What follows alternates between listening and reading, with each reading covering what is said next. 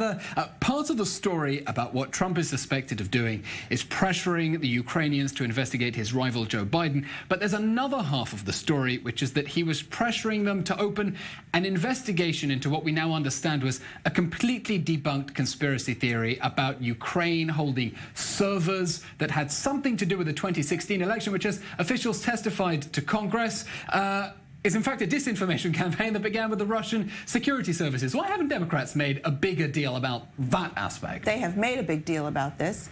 And in fact, what was important was just announcing the investigations. That was what was important to Trump and Giuliani, was announcing the investigation, not actually in exchange for that White House visit. In exchange for the White House visit, and apparently also for the money, the security money, the military aid.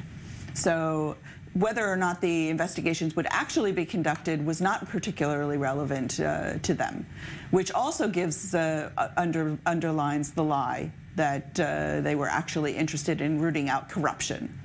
And what Zelensky is interested in is actually rooting out corruption in his country. Igal, when you have a look at this situation, Trump calling up the Ukrainians and asking them to look into what officials have testified to Congress is a conspiracy theory that began with Russian security services. Are you not concerned about how decisions are made in the most powerful office in the world? No, because the purpose of an investigation is to get to fact. That's the bottom line. You can ask for an investigation. It's the president who is wasting his political energies on investigating conspiracy. Excuse me, let me talk. Let me talk. No, the answer is if there are rumors out there, as we know, we have an investigation like the Barr investigation or like the all the various investigations you guys have done against the president and come up with pretty much nothing. And you investigate and you allow the fact and the evidence to drive your decisions. But Igal, there are rumors the president can ask for an investigation. But Igal, sorry, one moment, because there are rumors all the time. And if you hear suspicions like that, your first call is to pick up the phone to Fiona Hill and your own experts and say, tell me, is there anything to this, or am I being fed disinformation by Russian security services? And that's exactly what happened to President Trump, is it not? Except where's the investigation happening? Well, it isn't happening in the end because the Ukrainians didn't go along with it. And that's okay. And investigations can or cannot happen. Excuse me, let me talk. He could have also called William Barr. Which is what he asked. No, he Which is what he asked. He asked Zelensky to call Barr. Speak to William. Speak to Bill. Okay, that was but what he asked for. The bottom line here is Barr that denied the purpose having of any involvement in it. Can I please talk? Please. Yes. We agreed. Here's the bottom line. You can ask for an investigation and allow the facts to lead you to a decision, as opposed to deciding what you want to get to and inventing a path to that conclusion. And what happened here was that the Democrats said, here's the decision and the conclusion we want to come to. Now let's try to construct the story around it. The purpose of investigations is to find the truth, to discover evidence. When you ask for an investigation, you are asking them to discover evidence. If that Ukrainian conspiracy is what you called it was a conspiracy, there'll be no evidence. And then it's debunked, and then you put it aside. Except for asking for an investigation. Just one moment, because Igal, you know as well as anyone that if the Ukrainians had announced that, and you have a headline, Ukrainians open investigation into Ukrainian server in 2016 election, there's immediately a headline that goes on to swing public opinion based on nothing but the fake news you were railing about earlier on in the show. I don't believe that to be the case. And the reason why it's not the case is because we have an investigation into Trump. We have an impeachment process into Trump, which was not only announced, but executed. And you have public opinion that has swung dramatically from Trump, from the Democrats to Trump. I agree with you because all of the experts, including Trump's own experts, which he did not approach and he did not rely on, agree that CrowdStrike Ukrainian server story is a debunked conspiracy theory proposed by Russian like the collusion delusion. It is a conspiracy theory from Russia. It's like the collusion delusion. And which had an investigation and was debunked. The only proponents of it are Russia and Giuliani. Heather, I want to ask you specifically. I want to also point out something else that was raised earlier. The proper way to have dealt with this, if he really wanted to have it done through the United States, was for him to approach his Attorney General, William Barr, and ask for an investigation of a U.S. citizen through the United States, okay, Hunter Biden, and have the United States approach the Ukrainian officials in an international investigation. That's not what was done. He approached the Ukrainians and asked them to open an investigation and then be in touch with his attorney general about it. His attorney general denied any knowledge of it.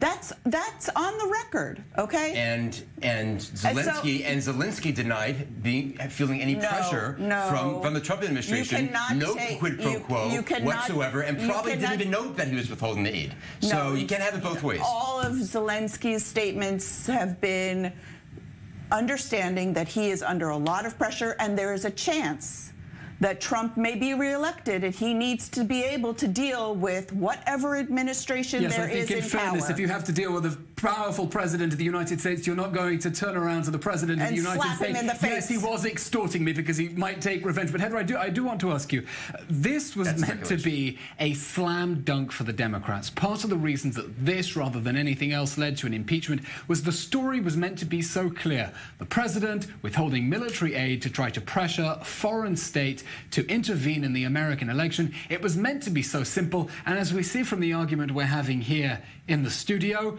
we're really quite deep in a lot of mud with a lot of details that will be confusing a lot of people at home. So just before we wrap up, what is the bottom line in this impeachment story? The bottom line is that no one is above the law.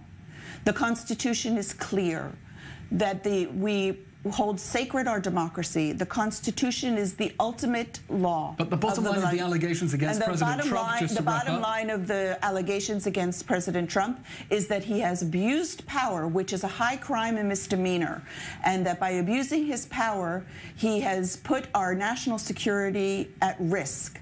And by doing that, he should be held accountable and impeached. In addition, he has refused to cooperate with Congress. Congress is an equal branch of government. It is not subservient to the executive branch. And by refusing to cooperate with Congress in its oversight power of the executive, he should be impeached. He has not exercised any executive privilege. He has just exercised an outright obstruction of Congress by refusing to provide any documents and by refusing to make any members of his executive branch available for testimony. Okay, Yigal Marcus, without rolling your eyes, final words, the defense of President Trump. It's very simple. This is a political coup. They had focus groups to try to figure out which charges would stick. 19 minutes after the oath, they began their process. And yes, we had articles of impeachment drafted back then. And this is a hijacking of a great institution, which is our Congress, and trying to politicize a sacred power that they have. And what's scary is that the next time a Democrat president is elected and he jaywalks, you're going to have Congress trying to impeach him. That's unhealthy for democracy. If you don't like Trump as much as you clearly don't, and you hate him as much as you do, we have elections for that. Let the people decide if this kind of behavior is something they want from a president. Yes, but they won't, because we have the best economy in 50 years. Also the constitutional powers of impeachment, which are there in the Constitution. It's not really a coup which takes place outside the framework of the law, isn't it? No, it is a coup, because there's no evidence here. Except the Constitution sets out the procedure. They rushed it. They refused to call people who would have power. Okay, this argument could go on for very, very long. Yigal Marcus, Heather Stone, thank you very much. Thank you very much.